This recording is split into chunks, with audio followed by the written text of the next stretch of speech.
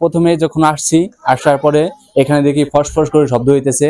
তারপর আমরা এখানে নামছি, পরেই দেখি সাপ। আসলে ভাই এই সাপগুলো শব্দ করে কিরকম জানেন? যেমন প্রেসার কুকারে যেমন শব্দ হয় না, বিকট শব্দ হয়, ওইরকম শব্দ করে। আর এগুলো খুব হিংস্র তো, কারণ জালেও রাসেল ভাইপার সাপ বাজছে। আবার অনেক আমরা দেখা গেছে ওইদিকে একজন জেলে মারা গেছে রাসেল ভাইপার সাপের কামড়ে, যার কারণে জনে মিলে একটা সাপ মারতে পারছি। মারার পরে ওইখানে নদীতেই ফেলাই দিছি। আর ওই যে লাঠিটা ওইখানে আছে এখন পর্যন্ত। হ্যাঁ, আসসালামু আলাইকুম, আশা করি সবাই ভালো আছেন। এই মুহূর্তে যেখানে দাঁড়িয়েছে এটা হচ্ছে পদ্মার পাড়ে। এখানে আসার একটাই কারণ, আজকে আপনাদের পদ্মার পাড়ে গতকালকে এখানে কিছু ছেলেরা যারা আসলে ফুটবল খেলছিল, ফুটবল খেলে গোসল করতে আসার সময় এবং গোসল করে আসে, তখন 2-3টা রাসেল ভাইপার সাপ দেখে এবং তারা পরবর্তীতে সেই সাপগুলো মারার চেষ্টা করে এবং একটা সাপ এখানে মেরে ফেলে। তারা একটা সাপ মেরে ফেলে এবং অন্য 2টা সাপ দৌড়ে পালিয়ে যায়। আমরা এখানে যারা স্থানীয় লোকজন আছে আমরা তাদের সাথে কথা বলে দেখব আসলে বর্তমান পরিস্থিতি কিরকম এবং কে কে মারছে। এবং দেখতে পাচ্ছেন পদ্মার পাড়ে হেঁটে হেঁটে যাচ্ছি, এখানে দেখি এখানে কোনো লোকজন আছে কিনা। তো দেখতে পাচ্ছেন এখানে আশেপাশে অনেক লোকজন আছে। তো আমি যতটা শুনেছি যে এই যে এইটা আছে এখানে এরপরে গোসল করতে আসছিল, ফুটবল খেলে গোসল করতে এইখানে আসছিল। তো এখানে দেখতেছি 2জন যুবক আছে দাঁড়িয়ে, তাদের সাথে জিজ্ঞাসা করে দেখি আসলে এখানে সাপটা যে পাওয়া গেছে তারা কিছু জানে কিনা ব্যাপারে। আসসালামু আলাইকুম। ওয়ালাইকুম সালাম। কে ভাই? ভাইয়া ভালো আছেন? আলহামদুলিল্লাহ ভালো। একটা ইউটিউব চ্যানেল থেকে আসছিলাম, বিডি তানভীর। তো শুনছিলাম যে গত কয়েকদিন ধরেই আপনাদের পদ্মার পাড়ে দেখতেছিলাম যে আসলে রাসেল ভাইপার সাপের খুব উপদ্রব। তো এইখানে এই মুহূর্তে শুনলাম গতকালকে নাকি কিছু ছেলেরা ফুটবল খেলে গোসল করার জন্য এখানে আসছিল, ঠিক তখনই একটা সাপ দেখে, রাসেল ভাইপার সাপ, কয়েকটা সাপ দেখে নাকি তারা নাকি পরবর্তীতে মেরে ফেলে শুনেছি। আপনি কি ব্যাপারে কিছু জানেন নাকি? হ্যাঁ ভাই, আসলে ওই লোকগুলো আমরাই ছিলাম। আমরা বন্ধু বান্ধব ফ্রেন্ড সার্কেলরা ফুটবল খেলে আসার পরে এখানে গোসল করতেছিলাম। গোসল করার এক পর্যায়ে আমরা দেখি যে 2-3টা সাপ হবে এখানে আসছে, রাসেল ভাইপার সাপ। জনে মিলে একটা সাপ মারতে পারছি। মারার পরে ওইখানে নদীতেই ফেলাই দিছি। আর ওই যে লাঠিটা ওইখানে আছে এখন পর্যন্ত। হ্যাঁ, লাঠিটা দিয়ে পিটাই মারছি। আর এই পদ্মা নদীর পারে এই যে নড়িয়ায়, আপনার বিশেষ করে এই শরীয়তপুরের নড়িয়ায়, এই পদ্মার পারে অনেক এই যে রাসেল ভাইপার সাপ অনেক পরিমাণ আছে, বুঝছেন, যার কারণে মানুষের ভিতরে আতঙ্ক বিরাজ করতেছে। এই যে যারা এই নদীর পারে গোসল করতেছে সবার ভিতরে ভয় আছে বাধ্যবাধকতার কারণে, যার কারণে নদীতে গোসল করতেছে। এই এখানকার তো আসলে অনেক জেলে সম্প্রদায় দেখা যায় যারা মাছ ধরে। আপনি কি তাদের সম্পর্কে জানেন? তারা কি এখনো মাছ ধরতেছে না তারা বন্ধ করে দিছে? আসলে এই রাসেল ভাইপার সাপের আতঙ্কে অনেক জেলেরাই নদীতে যাচ্ছে না মাছ ধরতে, কারণ জালেও রাসেল ভাইপার সাপ বাজছে। আবার অনেক আমরা দেখা গেছে ওইদিকে একজন জেলে মারা গেছে রাসেল ভাইপার সাপের কামড়ে, যার কারণে দেখেন নদীতে কোনো ওইরকম ভাবে কোনো জেলে নাই। যে একটা জেলে দেখা যায়, আর কোনো এরকম জেলে নাই। এই সাপের আতঙ্কে সবাই আসলে খুব কষ্টের ভিতরে আছে আর কি। এই সাপ নিয়ে অনেক আতঙ্কের ভিতরে আছে, যে মানুষ গোসল করতেছে। হ্যাঁ, এখানে আসলে অনেক লোকজন দেখা যাচ্ছে গোসল করতেছে এবং তারা বোধহয় ভীতু, কিন্তু তারপরও তাদের আসলে গোসল করার বোধহয় ওরকম জায়গা নাই, যার কারণে তারা সবাই বোধহয় নদীতে গোসল করে। কি বলেন আপনি? হ্যাঁ হ্যাঁ, এই গোসল করার সমস্যা, পানির সমস্যা, যার কারণে নদীতে সবাই গোসল করে। আবার এইটা হচ্ছে একটা টুরিস্ট পয়েন্ট থাকার কারণে আপনার ধরেন এখন আগের মতো এখন আর টুরিস্ট আসে না এই সাপের কারণে, সাপের আতঙ্কে, সাপের ভয়ে। হ্যাঁ, এখানে আপনার শরীয়তপুরে আমি আরো কয়েকটা জায়গায় শুনলাম, আপনার ওই ভেদরগঞ্জ আর কয়েকটা জায়গায় শুনলাম যে ওদিকেও নাকি সাপের খুব আতঙ্ক। ওদিকেও এই যে আপনার পদ্মার পার, যতগুলো নদীর পার আছে, নদীর পার থেকে এই সাপগুলো আসলে বেশি ছড়ায়, নদীর পাড়ে বেশি থাকে। যেমন যে জাল বেঁধতেছে, জালেও অনেক সময় দেখা যায় জালের ভিতরে সাপ ঢুকে থাকে। হ্যাঁ, এই যে জাল দেখতেছি পারতেছে, আসলে এরকমের অনেক যুবকরা এখানে জাল এখনো মনে হয় আপনাদের জাল দিয়ে মাছ ধরে এখানে। তার এগুলো তো আপনার বেঁচে থাকতে হলে তো অনেক কিছু করতে হবে, কাজ করতে হবে, খাইতে হবে, যার কারণে এই কষ্ট করতেছে। এই জীবনের ঝুঁকি নিয়ে এই কাজ করতেছে। সরকারের উদ্যোগ নেওয়া উচিত এই সাপ নিধনের জন্য। হ্যাঁ, বংশ বিস্তার না করতে পারে, যেহেতু একটা সাপ আপনার প্রায় শতাধিক বাচ্চা দেয়।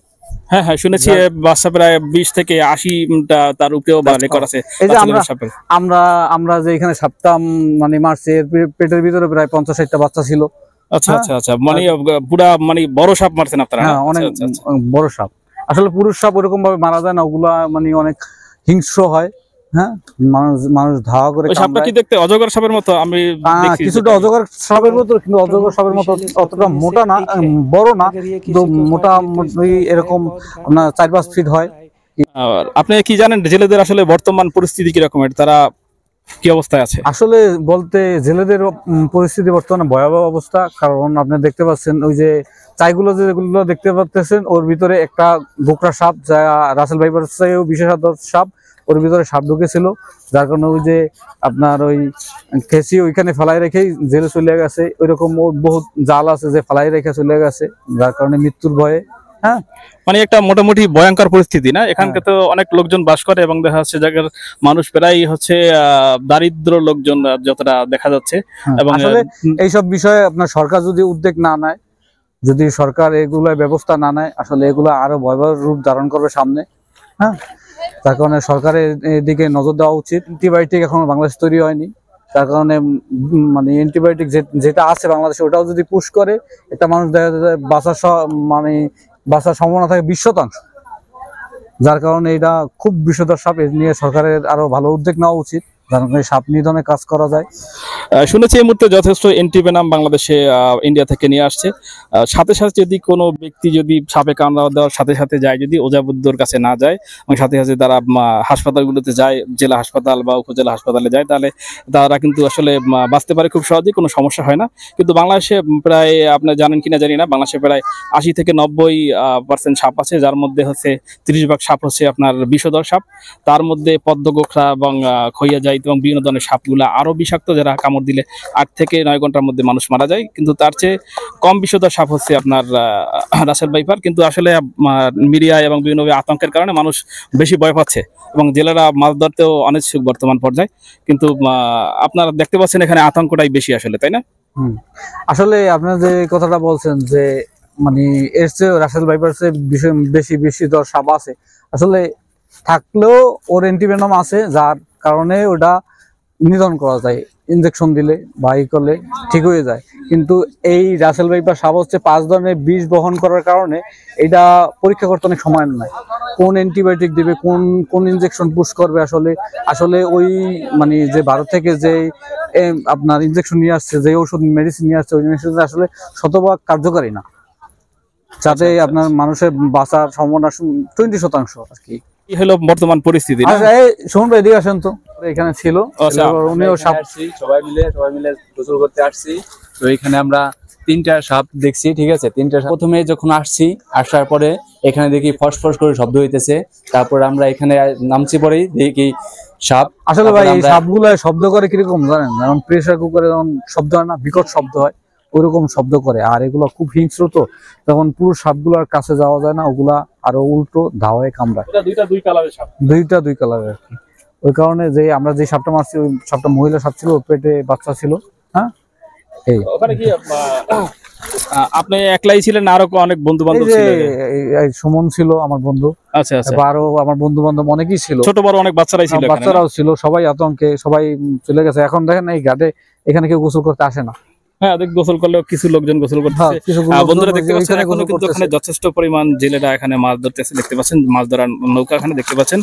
আসলে জেলে যেই পরিমাণ থাকার কথা এই পরিমাণ নাই, যার কারণে সাপের আতঙ্কে জেলের পরিমাণ নাই, পেটের ক্ষুধায় কাজ করতেছে, যে মাছ ধরতেছে। এই সরকারের এই জিনিসটা নিয়ে, এই সাপ নিধনের জন্য আরো ভালো করে পদক্ষেপ নেওয়া উচিত বলে আমি মনে করি। আচ্ছা আচ্ছা, নদীর ওই পারে নাকি চরাত্রা এবং ওখানেও নাকি পর্যাপ্ত পরিমাণে আসলে মেইন সাপের মানে যে ইটা আপনার ওইটা হচ্ছে চর, একটা নতুন চর, ওই জায়গায় ঝাউবন। হ্যাঁ, ওইখানে আসলে সাপ বংশ বিস্তার করতে অনেক ভালো পারে আর কি, যার কারণে সাপটা দেখা যায় ওইখানে বংশ বিস্তার করে। আর ওইখানে তো কোনো মানে জনবল নাই, কোনো লোকজন নাই, জনবসতিহীন এলাকা আর কি, চর অঞ্চল। তার কারণে ওইখানে করে মাঝে মাঝে কিছু সাপে পাড়া আসে। আসলে এতক্ষণ ধরে কথা বলছিলাম এখানকার দুই স্থানীয় দুই ভাইয়ের সাথে, যে গতকালকে ঘটে যাওয়া যে ঘটনার আসলে প্রত্যক্ষদর্শী তারা ছিলেন। এখানে তারা গতকালকে ছিলেন এবং তারা সাপগুলো মেরেছেন। তিনটা সাপের মধ্যে একটা সাপ মারতে পেরেছেন তারা। তারা এখানে ফুটবল খেলে গোসল করতে আসার সময় আসলে এই ঘটনাটা ঘটে, এবং পরে যে সাপ মারা হয় সেই সাপ মারার যে লাঠিটা দেখতে পাচ্ছেন, এই যে আপনার বাঁশ, এটা দিয়ে মারছে। এবং এখানকার স্থানীয় আরো লোকজন ছিল, যদিও এখন আর কারোর সাথে কথা বলছি না এই মুহূর্তে, ভাইদের সাথে কথা বলছি। তাদেরকে অনেক ধন্যবাদ আসলে এত মূল্যবান সময় দিয়ে আমাকে সাহায্য করার জন্য। আপনাদেরকে আসলে অনেক ধন্যবাদ। ধন্যবাদ ভাই আপনাকেও। ভালো থাকবেন তাহলে। আসসালামু আলাইকুম।